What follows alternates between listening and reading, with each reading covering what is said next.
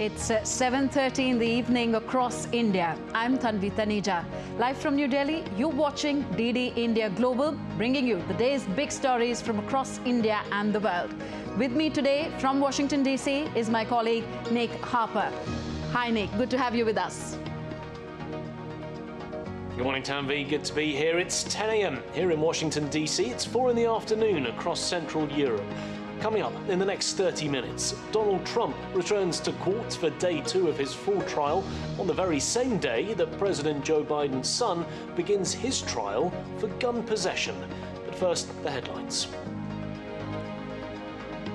1 killed and 6 injured in a shooting at a mall in Thailand's Bangkok. 14-year-old gunman arrested. Republican U.S. Representative Matt Gaetz moves historic motion to oust Kevin McCarthy as Speaker. McCarthy to hold a vote in the House on motion to vacate on Tuesday. Nobel Prize in Physics awarded to 3 scientists for use of light to study electrons. And woman power shines through on day 10 of the Asian Games. India's Anu Rani wins gold in javelin throw and Parul Chaudhary bags gold in the 5,000-meter race.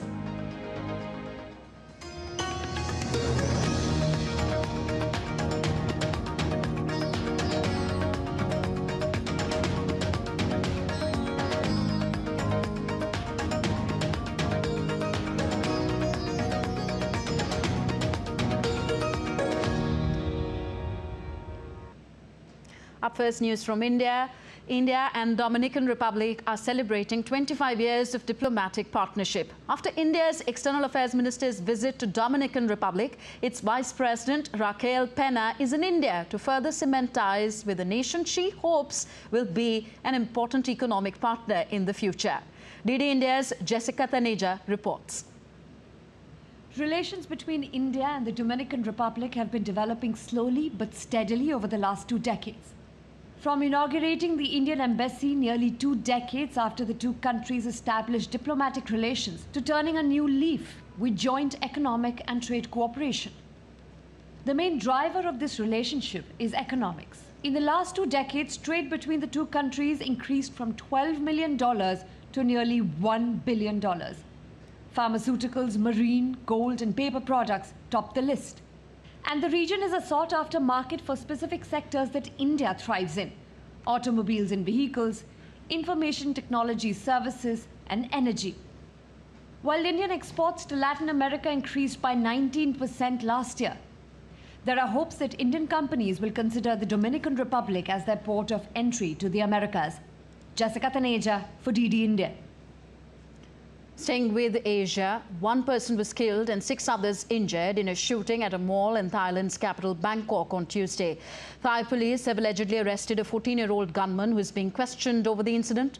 People were seen running after they heard gunshots in the shopping complex. The attack took place at around 5 p.m. local time. The country's Central Investigation Bureau has confirmed that among the 7 people shot, 1 is dead and 5 are critical and 1 slightly injured. The police officers from Pathumwan have controlled the situation. Our Prime Minister has ordered Thailand's police chief to handle this. Now the suspect is under arrest. The situation is under control. An eyewitness shared her story expressing the situation of chaos.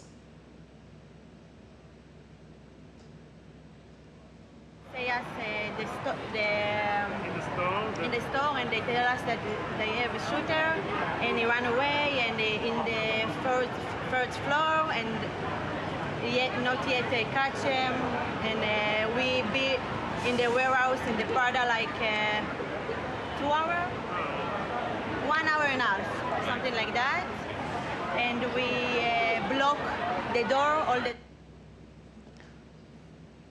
On to the United States now. Former U.S. President Donald Trump's civil fraud trial enters day 2, a case he says is the single greatest witch hunt of all time. Meanwhile, U.S. House Speaker Kevin McCarthy is facing an extraordinary challenge to his position as well. My colleague Nick Harper is in Washington, D.C. He gives us more on these stories and other stories making headlines around the world. Nick, a lot at stake here for both Trump and McCarthy. Thanks, Tanvi. A lot at stake during the course of today. Former US President Donald Trump, he's entering day 2 of his civil fraud trial. Trump could face, at the end of all this, fines of up to $250 million and a 5-year ban on running his businesses. Trump and his 2 sons, along with other business associates, have been accused of overvaluing their assets. Attending the trial on Monday, Trump denied all allegations and called the accusations a sham. This is what he had to say.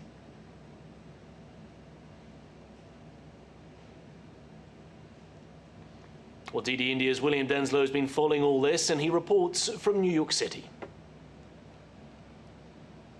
Left the courthouse on Monday in buoyant mood, saying he had had an outstanding 5 minutes. He said that because the statute of limitations was in effect, is it Hunter Biden? 80% of this case was over. However, it seems somewhat less cut and dry than that. According to the judge, he said that they needed to see the prosecution prove with further evidence why financial statements back from 2011 should be included within the statute of limitations. So certainly, perhaps not the slam dunk that Donald Trump says it is. And since the court adjourned on Monday, Donald Trump has been back on Truth Social, his social media platform, railing against New York's Attorney General Letitia James, saying that she should be sanctioned, again saying that this case should be thrown out. He argues that the value of his properties are worth more, not less, than those included in financial statements. So much of this case, of course, centers around allegations that Donald Trump inflated the value of his assets to get more favorable terms from lenders. On Monday, we saw Donald Bendner, an accountant at Mazars, take to the witness stand. He said that he was receiving input data directly from Trump executives. He's first up on the witness stand on Tuesday. William Denslow in New York, reporting for DD India. So Donald Trump in court today, but also in another court is the US president's son, Hunter Biden. He's just arrived at a court in Delaware, where he's facing federal charges related to gun possession. DD India's Caroline Malone reports from Washington. Hunter Biden is the first ever child of a sitting US president to be prosecuted on criminal charges. He was indicted in mid-September for lying on forms to buy a gun in 2018 and for having a gun while being an illegal drug user. Hunter had been about to agree on a deal to avoid prison time in June. He has widely publicized substance abuse problems and had been set to enroll in a program as part of the deal. But after extensive questioning by a judge, that did not happen. The Justice Department then appointed David Weiss as a special counsel to investigate him on the gun charges and others related to unpaid taxes from 5 years ago.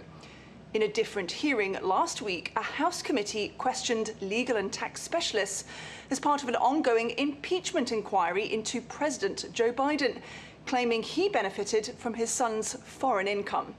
As that rolls on, Hunter Biden faces this criminal trial for gun charges, while his father is campaigning to be re-elected as US president. Caroline Malone in Washington for DD India.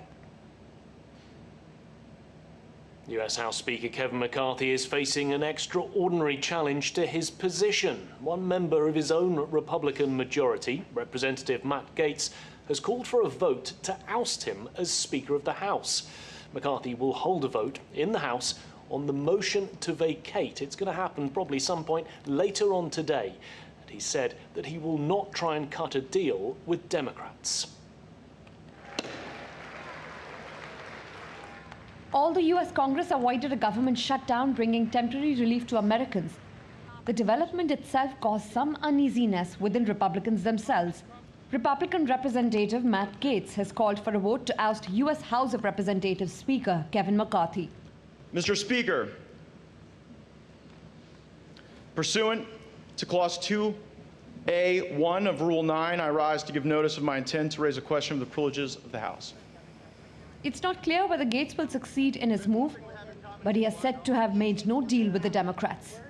I have made no deal with Democrats because I believe that Democrats should vote against Kevin McCarthy for free. It's Kevin McCarthy who's out there offering deals to Democrats. So if there's a deal made with Democrats, the only deal is to make one with McCarthy, because I'm not offering anything and won't offer anything. On Saturday, Congress passed a stopgap spending bill that will keep the US government running for another 45 days. The stopgap bill originally included funding for Ukraine to help Kyiv, but funds were dropped after some conservatives raised objections. On Monday, US President Joe Biden said that aid to Ukraine must not be interrupted under any circumstances. We cannot, under any circumstances, allow American support for Ukraine to be interrupted. Too many lives are at stake, too many children, too many people. Gates has clashed with McCarthy for months. He was one of more than a dozen far-right Republicans who repeatedly voted against McCarthy's bid for Speaker in January. The Nobel Prize 2023 in Physics has been awarded to Pierre Agostini, Ferenc Krauss and Anne L'Huillier for their study on electron dynamics in matter. The winners will receive about $1 million. Anne L'Huillier works at Lund University in Sweden. Pierre Agostini is a professor at Ohio State University in the US. And Ferenc Krauss is a director at Max Planck Institute of Quantum Optics in Garching, Germany. 117 Nobel Prizes in physics have been awarded since its inception in 1901. It comes as a surprise, that's in the nature of things. No, I did not expect it. I am overwhelmed. I was working at home and preparing for the lab tour that I would like to give here in the next few minutes for those who are interested. Moving on now to the Russia-Ukraine conflict, and in an update released on Monday, Russia claimed to have destroyed fuel and aircraft ammunition storage facilities in Ukraine during the past 24 hours, while Ukraine reported an attack on a Russian rocket manufacturing line. Russia's Ministry of Defense reported that it destroyed 4 Ukrainian armored vehicles and 1 American-made Bradley infantry fighting vehicle. Meanwhile, Ukrainian military intelligence said that Ukrainian UAVs attacked Russia's Kh-59 missile production line on Sunday. Dasha Chernyshova reports from Moscow. Well, that's right. We understand that Moscow has significantly decreased the combat capacity and combat potential of the Ukrainian armed forces. At least this is what the Russian Minister of Defense, Sergei Shoigu, has said on Tuesday. We understand that Moscow has been methodically carrying out massive group strikes against the military targets in Ukraine. Moscow always claims that it is attacking only the military infrastructure of Ukraine, fuel storage facilities, areas where the foreign weapons are being stored, as well as the places where the decisions are being made by the Ukrainian commanders. So we understand that Moscow is continuing on with this task. At the same time, the Russian authorities do say that Ukraine has not managed to make any success when it comes to its counteroffensive, failing on all of the directions, not being successful in attempts to break the Russian defense lines in the Zaporizhia direction or in the direction of Soledar or Bakhmut. We also have heard the Russian authorities saying that there is no need at the moment of yet another mobilization drive in Russia. In a fresh series of attacks between Ukraine and Russia, Ukraine's Air Force reported that it destroyed 29 of 31 drones launched by Russia and 1 cruise missile in an overnight attack that lasted for more than 3 hours. Ukraine's Air Force said that fires caused by the falling debris due to the damage at a manufacturing facility were quickly put out. Earlier, the governor of the Russian Bryansk region said that Ukraine fired cluster ammunitions on a Russian village close to the Ukrainian border, destroying several houses. Initial reports suggest there were no injuries.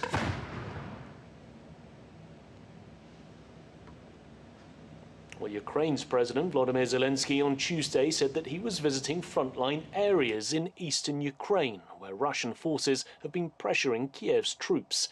Zelensky was seen interacting with soldiers fighting on the northeastern front of Ukraine near Kupiansk.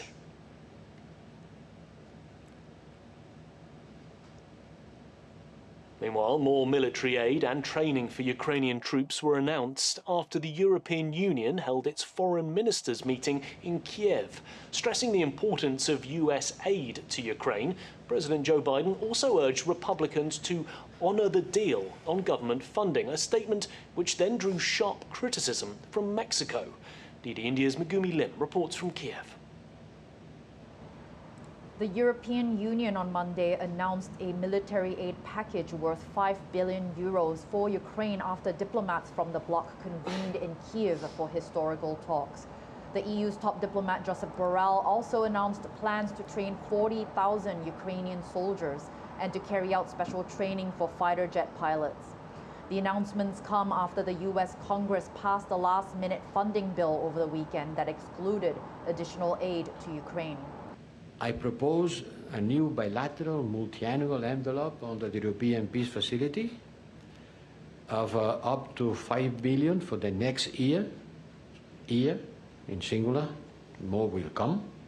US President Joe Biden has urged Congress to negotiate an aid package as soon as possible and said there was not much time. I fully expect the Speaker and the majority of the Republicans in Congress to keep their commitment to secure the passage of the support needed to help Ukraine as it defends itself against Russian aggression. Meanwhile, the Mexican President Andres Manuel Lopez Obrador on Monday criticized U.S. military funding to Ukraine and called it irrational and urged Washington to invest more of its resources in helping Latin American countries. As the war enters its 20th month, Ukraine remains heavily reliant on Western military aid, but is working to produce more arms locally to reduce its reliance on foreign arms deliveries. Megumi Lim reporting for DD India, Kiev.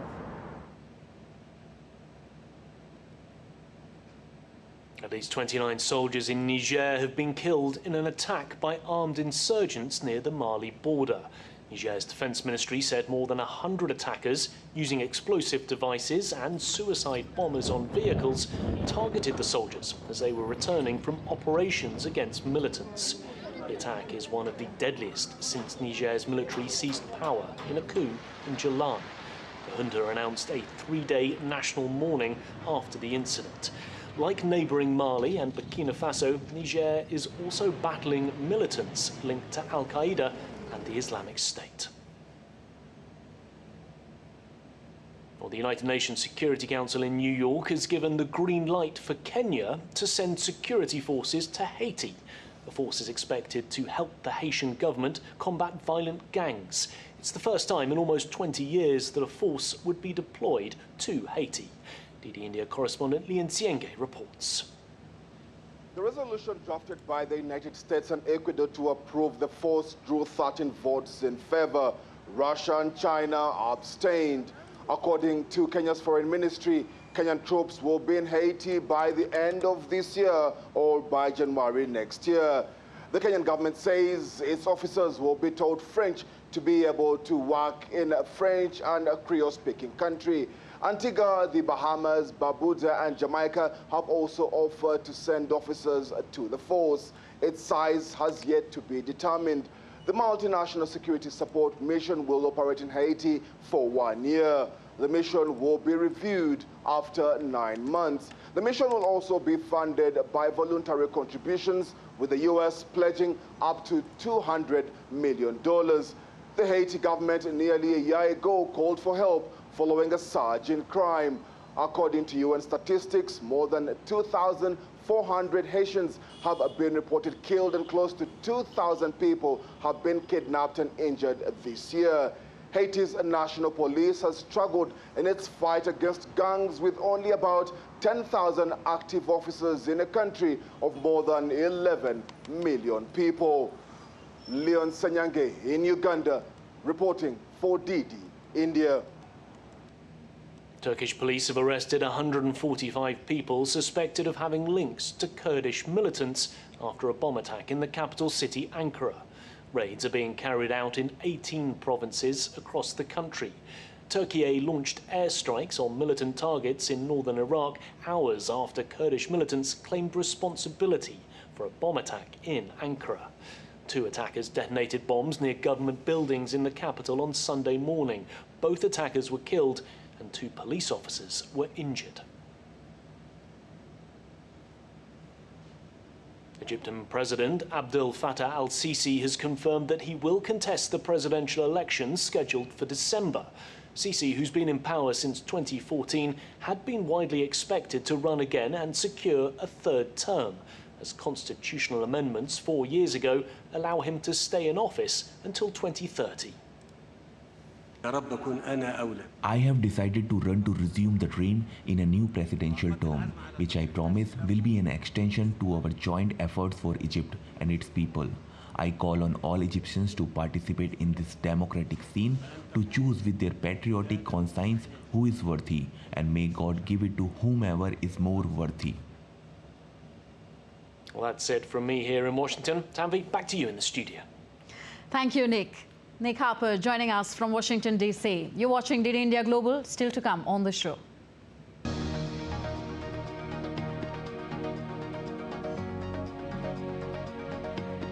Shares in crisis hit Chinese real estate giant Evergrande soared 28% in market return.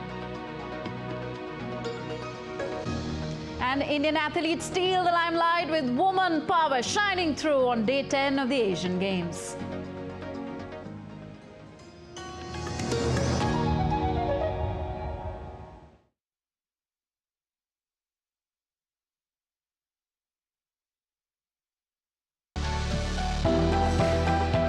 Turning crisis into opportunity, transforming ideas into action, stories of real change, tales of sustainable solution.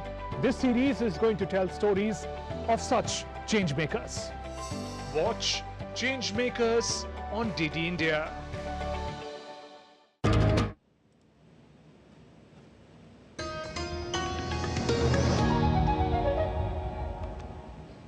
Welcome back. You're watching DD India Global, and I'm Tanvi Taneja. Back to Asia. Stock markets in East Asia are not having a good week, but one bright spot was a sharp rise in the shares of one of China's biggest property developers, Evergrande. Trading resumed in Hong Kong after a brief suspension on news that the police had restricted the movements of Evergrande's founder. Evergrande shares soared 28% on Tuesday. DD India's Andrew Wood reports from Hong Kong. Well, not a great time for shares in Hong Kong. The Hang Seng Index ended the day down by 2.3%. It's now basically at its lowest since November of last year. There's a lot of worries about what's going on the mainland of China. The economy there, the recovery after the end of COVID, has really faltered. But it is a strange time for trading in East Asian stock markets because the mainland of China is on holiday at the moment. It's the week of Golden Week public holidays. Monday, the stock market in Hong Kong was closed. Tuesday, the most interesting thing perhaps was the relisting or the resumption of trading in shares in Evergrande. That's the gigantic mainland Chinese property developer that has gigantic debts, about $300 billion. Well, around 2 years ago, it reneged, or rather it missed some debt repayments and has been in trouble ever since. Last week, the shares were suspended on the news that its founder was being investigated, or was his movements were controlled by the police while a criminal investigation went on. Well, the shares did start trading again. They rose by more than 40% in the first hour or two of trading. They lost a lot of those gains by the time they closed, and trading was volatile. But although 40% rise in one day may sound pretty good, don't forget that these shares are now only worth about 1% of what they were 2 or 3 years ago. The company has been in so much trouble, is trying to restructure its debts. It is trying to keep going as an entity, and the negotiations with the creditors continue. But Evergrande has already filed for protection, bankruptcy protection, against its creditors in the United States. And towards the end of this month, a judge here in Hong Kong will make a decision on whether to just basically give up on Evergrande and to wind it up completely and liquidate it. In Hong Kong, I'm Andrew Wood, reporting for DD India. And now let's take a look at other stories making news around the world. The Environment Ministry of Indonesia is denying the accusations of the fires in Sumatra and its portion Borneo Island, which have resulted in a thick haze in neighbouring Malaysia. Malaysia warned the residents of high pollution levels in most areas on the west coast of Peninsular Malaysia, blaming transboundary haze from Indonesia. Overnight, a bushfire in Australia's Victoria grew more than 3 times in size, prompting emergency warnings in parts of New South Wales. A spring heatwave intensified fires in southeastern region of the country on Tuesday. About 17,000 hectares in Victoria's Gippsland region were on fire due to strong winds, requiring over 650 firefighters. The Yom River in Sukhothai province of Thailand has been flooded. The flooding has resulted in 500 households being underwater. Officials have advised residents to evacuate, but majority of the residents have refused to leave. And now all the Asian Games action from Guangzhou, China, in an awe-inspiring display of determination and speed. Parul Chaudhary achieved an extraordinary feat at the Asian Games by securing the gold medal in the women's 5,000-meter race. With this, Parul created history as she became the first Indian woman to clinch gold in women's 5,000-meter race in Asia. During the final lap of the race, Chaudhary found herself trailing in the second position with a considerable gap separating her from Japan's Ririka Hironaka. However, in a remarkable burst of energy in the last few meters, Chaudhary surged ahead to make history for India. With just 10 seconds left in the race, Chaudhary unleashed a sudden burst of speed, overtaking Ririka and crossing the finish line in first place. Earlier, Parul Chaudhary won silver in women's 3,000-meter steeplechase. And India's Anu Rani on Tuesday won her second Asian Games medal and her first gold in women's javelin throw in Hangzhou. Anu threw the javelin 62.92 meters in her fourth attempt, which helped her jump to the lead. This is Anu's second Asian Games medal. The 31-year-old had won bronze in Incheon in 2014 with a best throw of 59.53 meters. She ended up finishing 6th at the 2018 Asian Games at Jakarta, where Neeraj Chopra had become the first Indian to win gold in javelin. Anu's gold is the second from track and field for India on Tuesday and 4th from athletics overall. So Indian athletes are continuing to shine at the ongoing Asian Games. With that, it's a wrap in this edition of DD India Global. Do join us tomorrow at 5 p.m. and 7:30 p.m. Indian Standard Time again. Also, let us know your thoughts on the news of the day. Connect with us on Facebook, X, formerly Twitter, and Instagram at DD India Live. You can also find us online on YouTube at DD India. We will be back with more news as it breaks here on DD India. I'm Tanvi Taneja from my entire team in New Delhi. Thanks for watching. Namaskar.